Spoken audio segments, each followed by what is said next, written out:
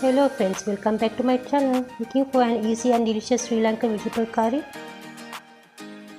This creamy carrot milk curry is made with fresh carrots, coconut milk and aromatic Sri Lankan spices. Wash, peel and cut the carrots.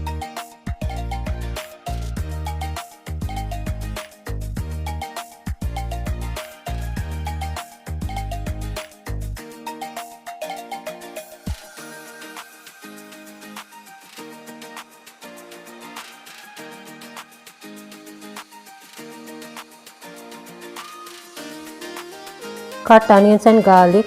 Add the onion, garlic, curry leaves, pandan leaf, green chilies, turmeric, roasted curry powder, chili powder, black pepper and salt. Pour in the thin coconut milk or water. Cover and cook for 10 to 12 minutes until the carrots are almost tender. Mix well with the spices. Add the thick coconut milk and simmer on low heat for another 3 to 5 minutes. Do not let it boil vigorously.